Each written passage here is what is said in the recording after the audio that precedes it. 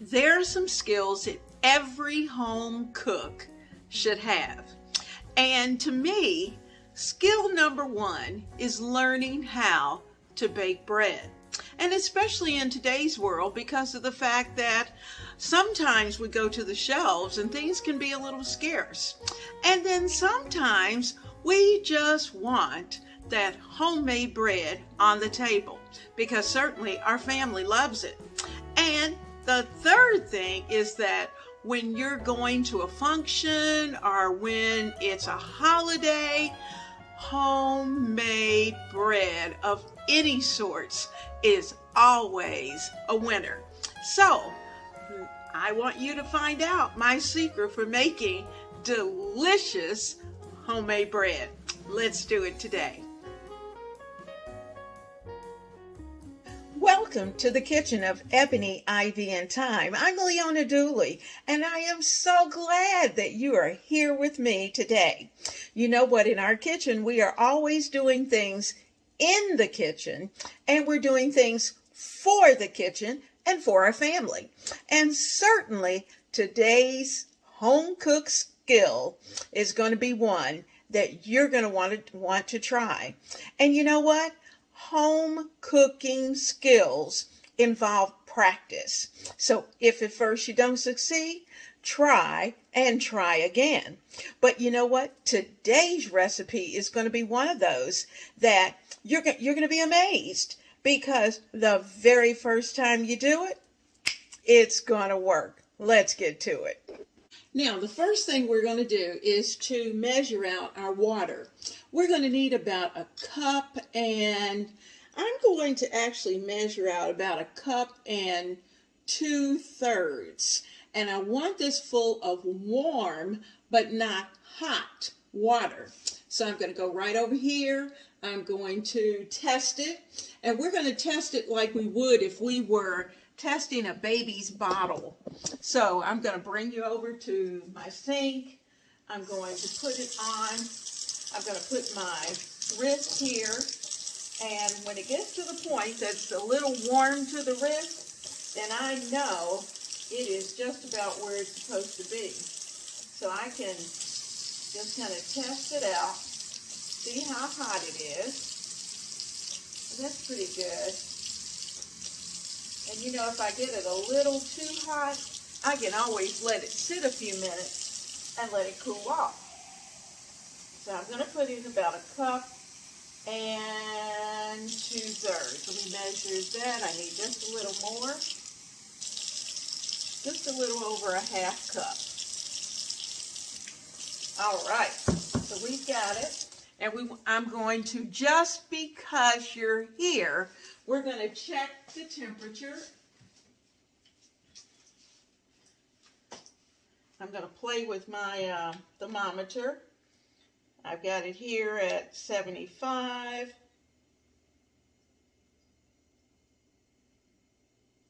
It is right at 99.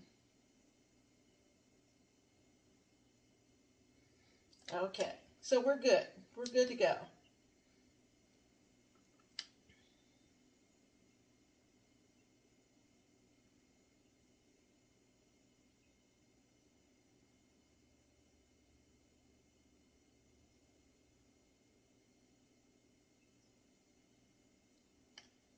I've got it right at 99.2.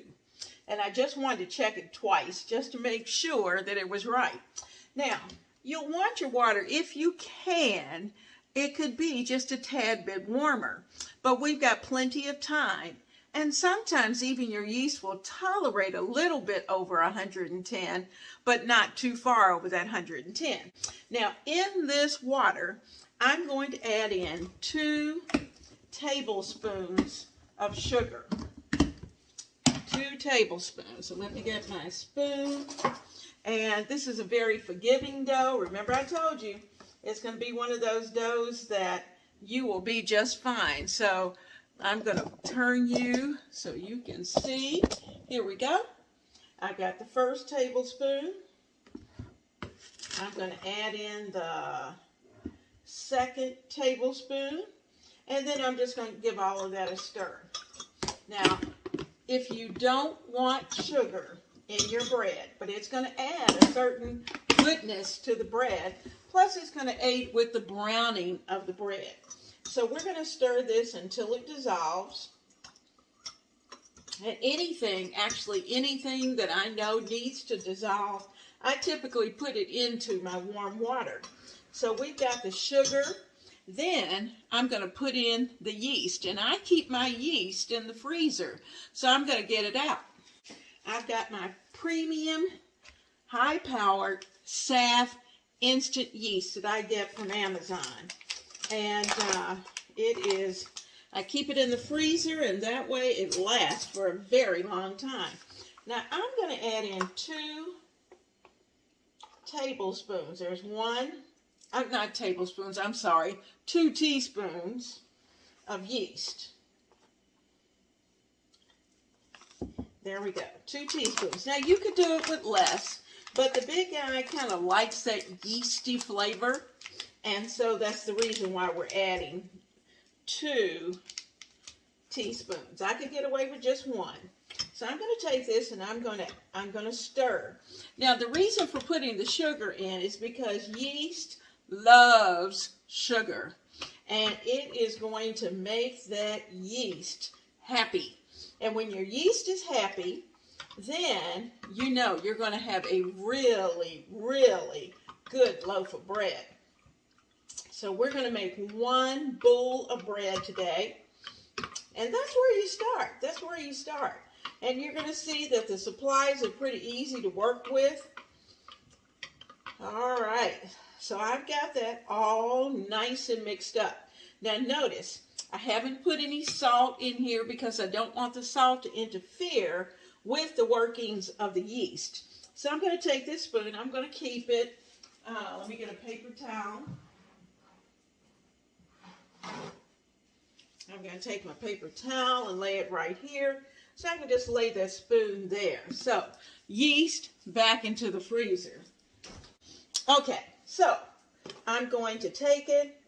I'm going to press against the sides of the container and bring it out. That's 1. I'm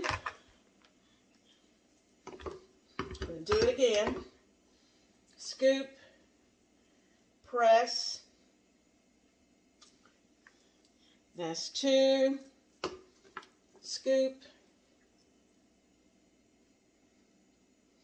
press. That's 3. And I'm going to eyeball the third. About 1/3 of the cup. And a little more. Okay, now actually this 1/3 I'm going to put on the side just in case I need it.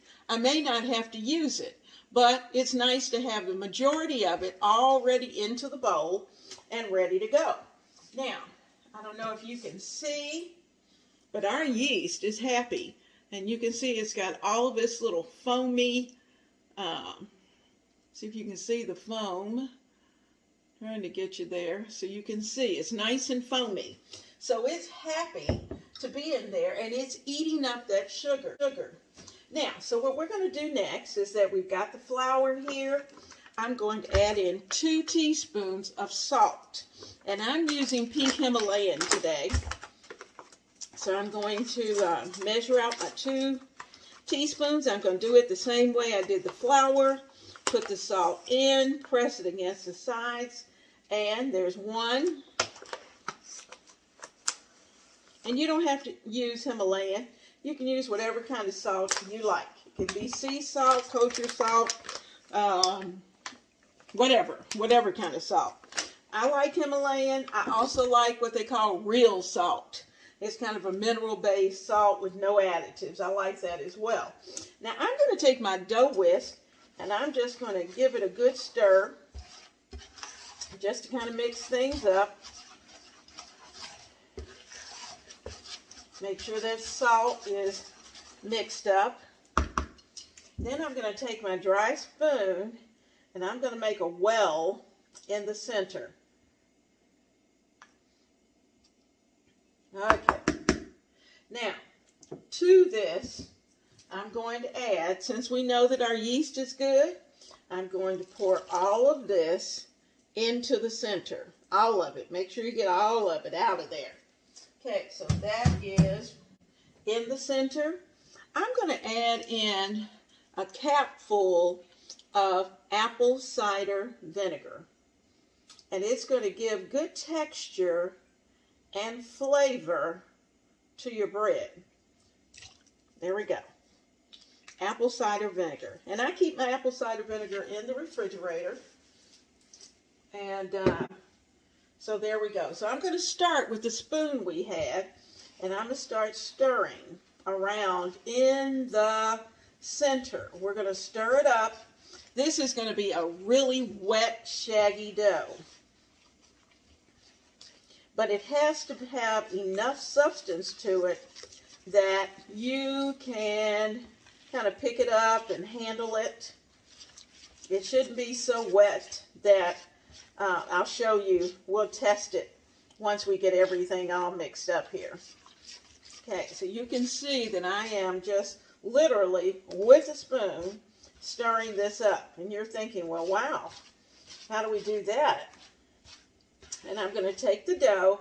As I'm moving it around the bowl, I'm going to take some of the dough, rub it up against the side, and kind of wipe down the sides of the bowl to make sure I get all of the flour from the bowl into our mass. Now you can see it's pretty shaggy at this point. I'm giving all of this a really good stir. There we go. Now, do we have all of it in there? No. Now notice that at this point, I'm going to take my dough whisk. I'm going to go down to the bottom, and I'm going to really stir this up. You can see it's following itself. That's what it's supposed to do. You should see it really moving. And it's picking itself up and just kind of cleaning its own sides of the bowl, which is good. That's what it's supposed to do. Now, we're going to take this, and I want you to watch. I'm going to take a little piece of dough, and I should be able to handle that dough. See how it kind of holds together? You can see the strands. This is the point that we want it. Now, if this didn't stay together, let me do it again. If this did not stretch out and stay together, then I know I need to put a little bit more flour in. Just a little, not a lot. But this is good. Okay, so what I'm going to do with this little bit of flour on the side is that I'm going to take just a little bit, put it on my hands, and I'm going to go in, and I am going to just kind of move it around the bowl, making sure that it is well mixed. I just want to make sure it's well mixed. Now, there we go. Now, I'm going to take what I like to do. Now, everybody didn't do this, but I like to just take a pinch of flour and just kind of sprinkle it across the top. Just a little bit across the top. There we go, just a little. Now, what we're going to do, this is our bread. That was it. Less than 5 minutes. Your bread is together. Now, what takes the time is for it to sit in a warm place. You're going to want it to sit for several hours until it has doubled in size. When it doubles in size, I'll bring you right back so that you'll know what to do and be ready for your bread baking 101.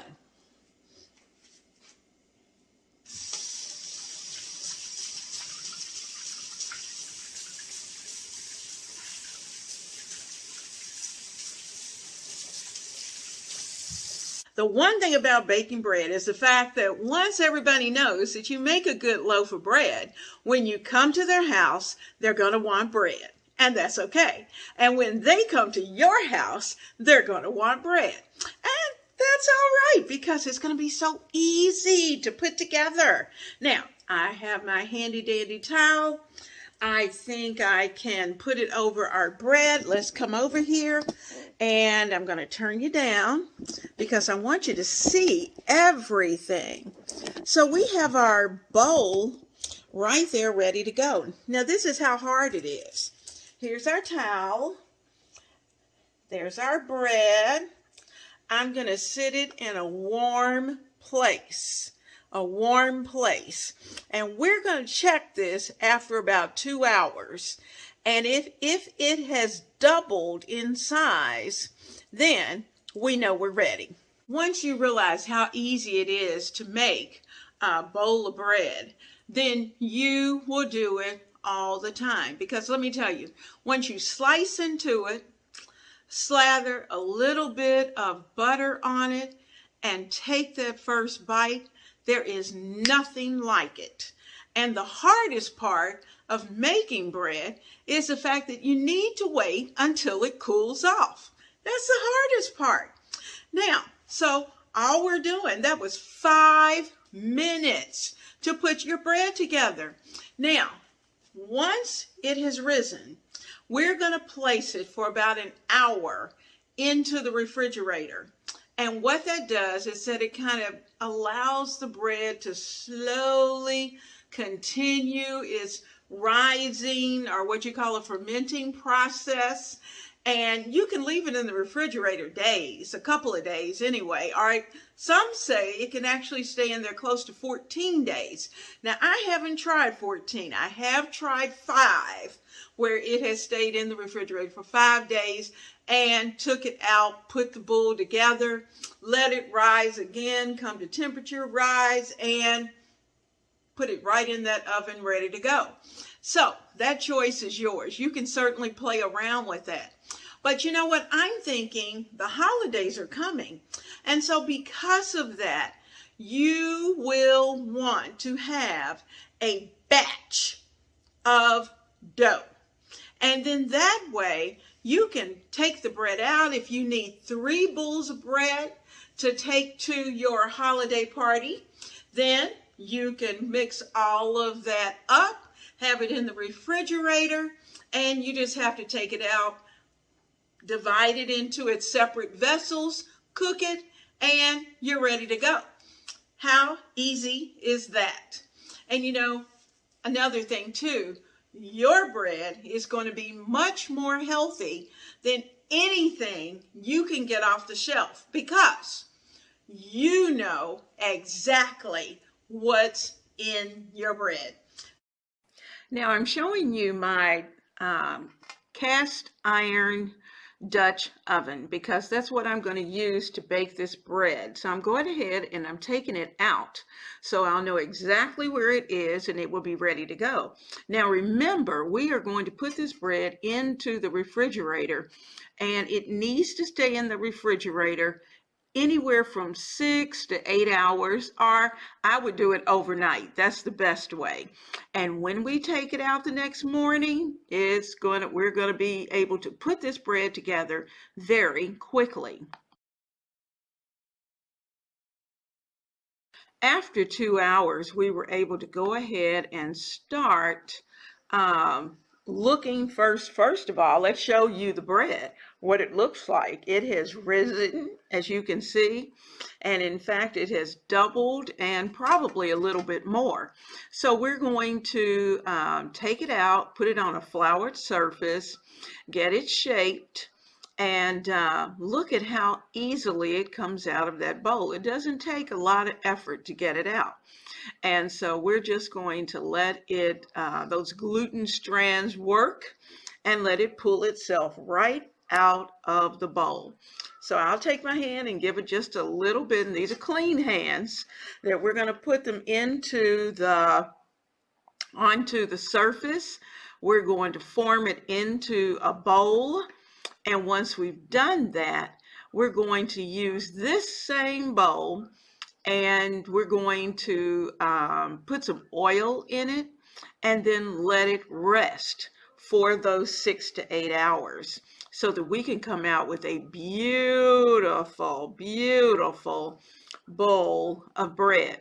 Now notice I'm taking just a teeny tiny bit of flour, enough for my hands, and then I'm just going to dust the top so I can handle it, because the dough at this point is still very, very moist, and we're going to be able to work with it. So I'm just going to add flour where I absolutely need it.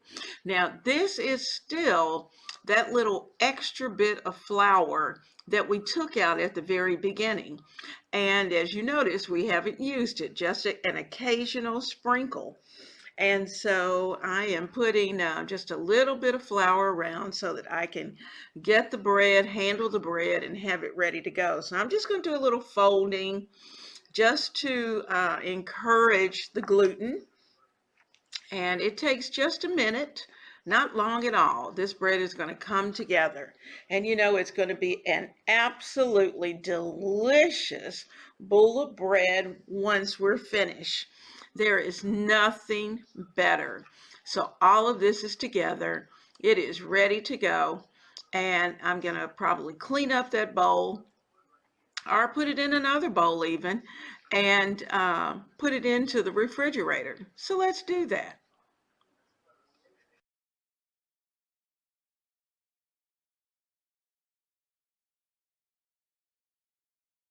I decided to place the bread into another bowl that had a nice lid to it.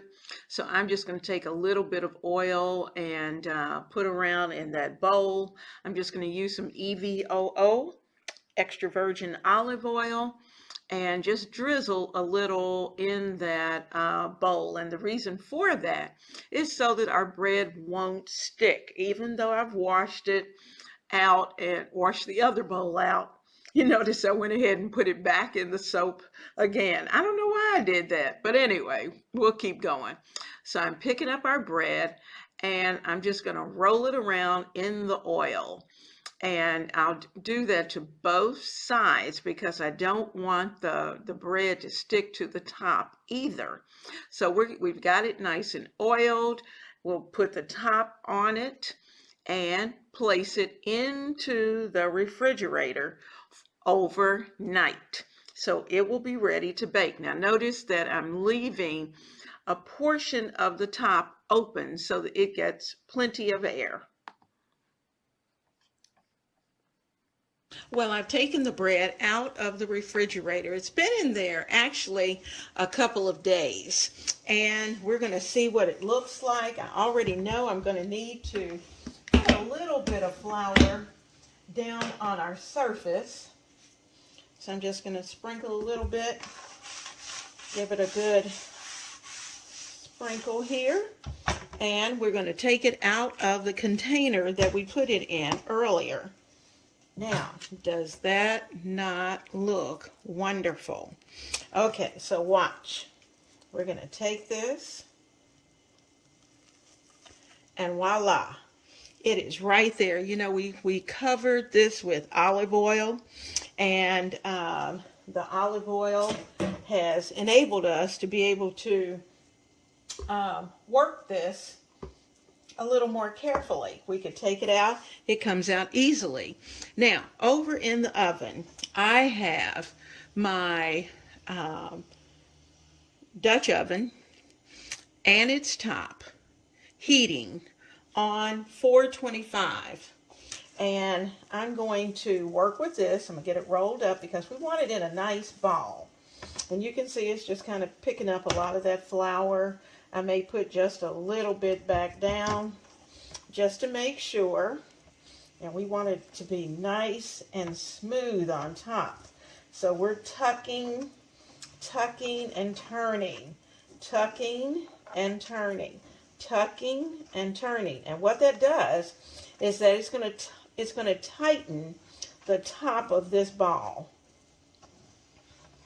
You'll see how much smoother it will get. The more we tuck and we turn, the top is going to get very, very smooth. Tucking and turning. And I just take my ball after I get it pretty smooth and just take it and roll it around. I'm trying to keep it from rolling off the counter. But I'm just rolling it around, just roll it around, because what that does as you're rolling is that on that surface, it's tightening up the top of your bread. Okay, now I'm going to dust my hand, and I'm going to dust the top of this bread. And what that's going to do is going to give us a nice pretty finish to our bread. So I'm just gently rubbing a little bit of flour across the top of the bread. And remember, this is cold. It just came out of the refrigerator. So it is not ready to go in the oven just yet. Now I'm going to get something nice and sharp, and we are going to cut a pattern in the top of our bread just because we can. Do we have to? No. But what it does, it allows the bread to let the gases escape as it rises, and it's going to be very pretty when it browns. All right, I have a sharp knife, and I'm going to try to bring you over just a little closer so you can see exactly what I'm going to do. Now, here's our bread. And we are going to first put a slice across the top. We're going down maybe about 1/4 of an inch. And I'm going to slice it across. Now I'm going to slice it one more time. And then slice it this way. Now, what you can do at this point is that then you can play with it and make all kinds of little designs. So I'm going to put a little pattern in. I think I'll do that every other slice, just to give it a nice look.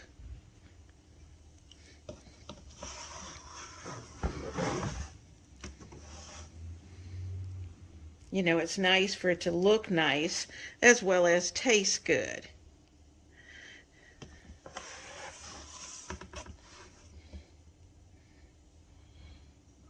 Now, if you have a razor blade, you could certainly do that with a razor blade. Okay, so there's our pattern. See if you can see that a little better.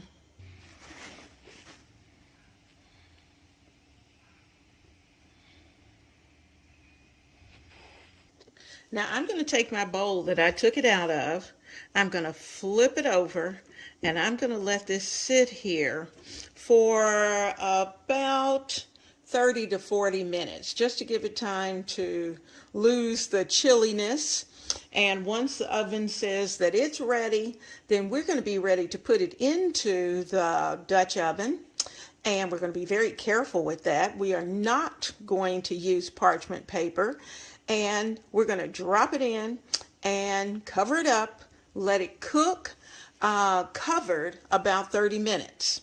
Then we'll take the top off and let it finish cooking. That will take anywhere from 10 to 15 minutes. All right, I'm going to get that Dutch oven out of the oven, and we're going to sit it right there on that orange towel while we are able to drop the bread into it. Then we're going to put it into our 425 oven. Let me say, be very, very careful when you're taking things out of your Dutch oven. Now, I don't want to accidentally touch this. The top is screaming hot. So I'm going to take this. I'm going to sit it off to the side in a safe place. You can hear that little sizzle. I'm going to pick up our bread very carefully and give it a drop. There it is.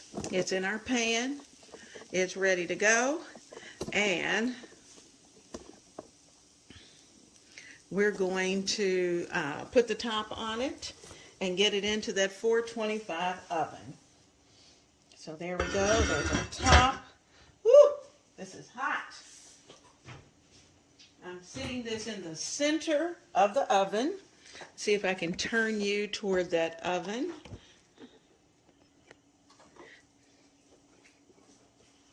Center of our oven.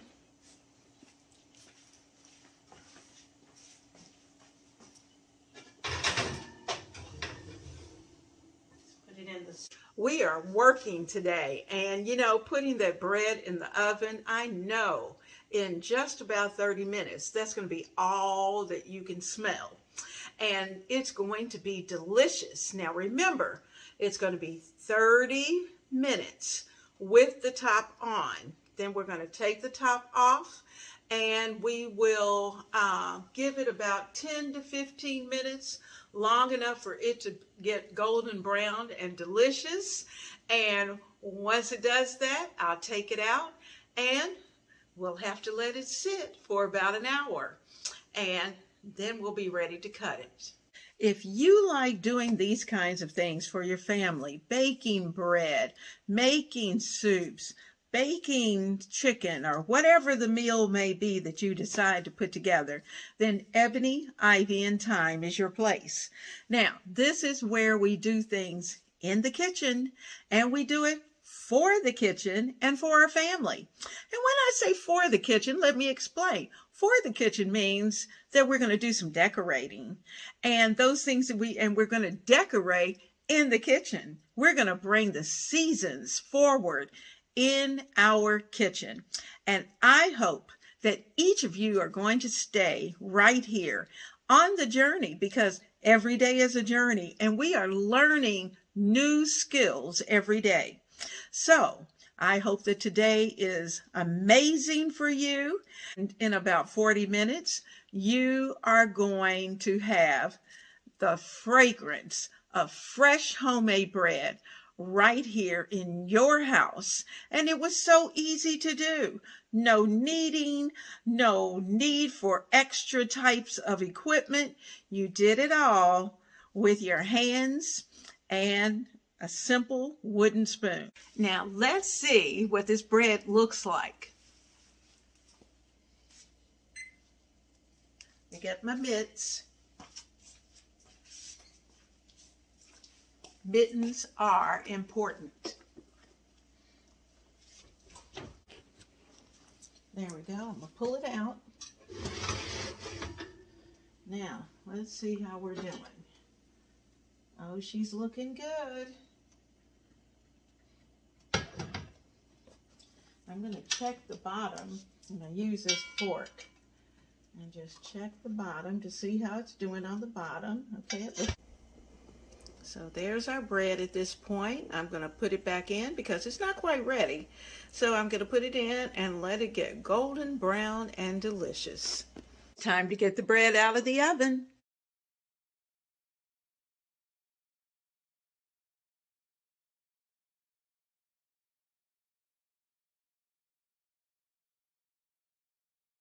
Our bread is beautiful, and I'm going to lift it up so that we can see whether or not it's nice and brown on the bottom.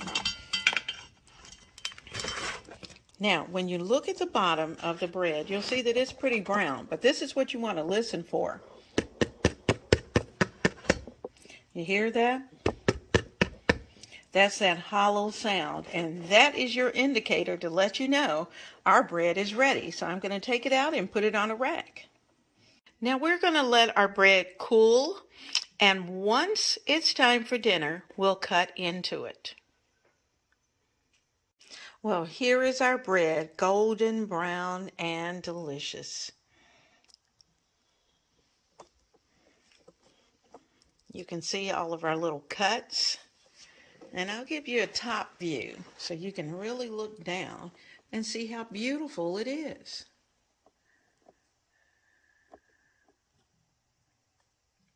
This kitchen smells amazing. There's nothing like the smell of homemade bread. I hope you have had a wonderful time today in the kitchen, because I have certainly had a great time. And you know, it's nice to have fresh bread in your refrigerator ready to go whenever you need it. And you know, we have people who drop by all the time, or they'll call and say, hey, we're going to come by. And so if they do, a lot of times I'll say, well, how about coming at 5 o'clock for dinner, and I'll get that bread out and get it ready so that we will have fresh homemade bread. And I want you to do the same thing. So let's practice, practice, practice, get our bread making skills on, and have a blessed and wonderful day in your kitchen.